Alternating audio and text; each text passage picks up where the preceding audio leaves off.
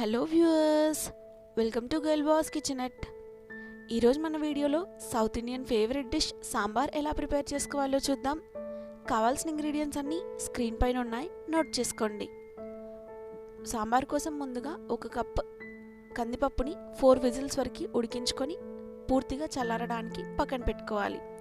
ఈలోపు వేరొక ప్యాన్లో 2 టేబుల్ స్పూన్స్ ఆయిల్ వేడి చేసుకొని ఆయిల్ బాగా వేడైన తర్వాత 1 టీ స్పూన్ జీలకర్ర, 1 టీ స్పూన్ ఆవాలు, కొద్దిగా కరివేపాకు, 7-8 పచ్చిమిర్చి, అలాగే 4-5 ఎండుమిర్చి యాడ్ చేసుకొని 1 నిమిషం పాటు హై ఫ్లేమ్లో సాట్ చేసుకోవాలి.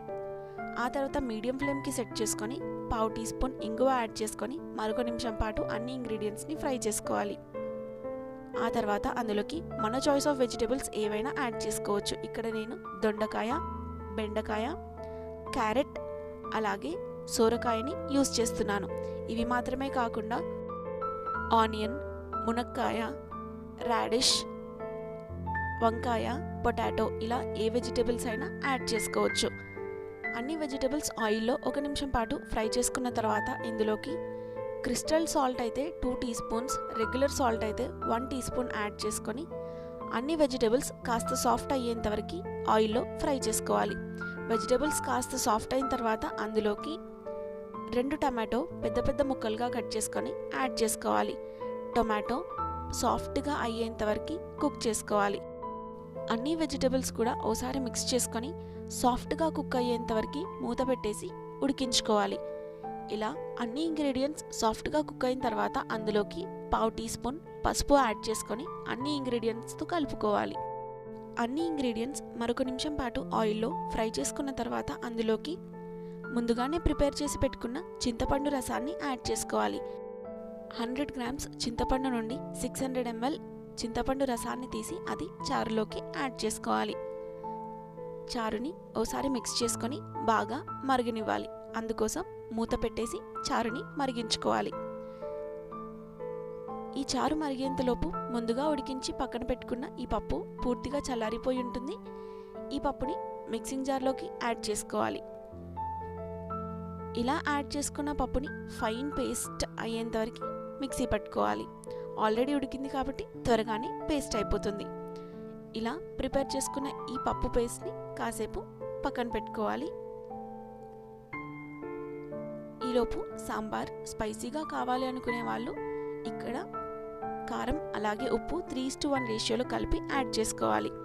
స్పైసీ వద్దనుకునే వాళ్ళు ఆ స్టెప్ని స్కిప్ చేసేయచ్చు. చారు ఇలా మరుగుతున్నప్పుడు ముందుగా మనం మిక్సీ పట్టుకొని పెట్టుకున్న పప్పుని చారులోకి యాడ్ చేసుకోవాలి. పప్పుని ఎంత ఫైన్గా పేస్ట్ చేసుకుంటే సాంబార్ అంత పర్ఫెక్ట్గా వస్తుంది. కాబట్టి పప్పుని సాఫ్ట్గా పేస్ట్ చేసుకోవాలి. పప్పు యాడ్ చేసిన తర్వాత కదిలించకుండా ఒక 5 నిమిషాల పాటు వదిలేసేయాలి. 5 మినిట్స్ తర్వాత పప్పుని చారులోకి కలపాలి. ఇలా ఈవెన్ కన్సిస్టెన్సీ వచ్చేంత వరకు పప్పుని చారులో మిక్స్ చేసుకున్న తర్వాత అందులోకి 1 టీ స్పూన్ ధనియాల పొడి, 1 టీ స్పూన్ సాంబార్ మసాలా పొడి యాడ్ చేసుకోవాలి. సాంబార్ మరుగుతున్నప్పుడు అన్ని ఇంగ్రీడియంట్స్ని మరొకసారి మిక్స్ చేసుకోవాలి. మరి చిక్కగా ఉంది అనిపిస్తే ఇంకాస్త వాటర్ యాడ్ చేసి మిక్స్ చేసుకోవాలి. సాంబార్ మరిగేంతలోపు ఛానల్ని కనుక ఫస్ట్ టైం చూస్తున్నట్లయితే ఛానల్కి సబ్స్క్రైబ్ చేయండి. నోటిఫికేషన్స్ వెంటనే రావడానికి బెల్ యాక్టివేట్ చేసి పెట్టండి. అలాగే ఓసారి సాల్ట్ చెక్ చేసుకొని అవసరపడితే సాల్ట్ యాడ్ చేసుకోవాలి. అలాగే 1 టీ స్పూన్ షుగర్ని యాడ్ చేసుకొని పైన కొద్దిగా కొత్తిమీర యాడ్ చేసుకొని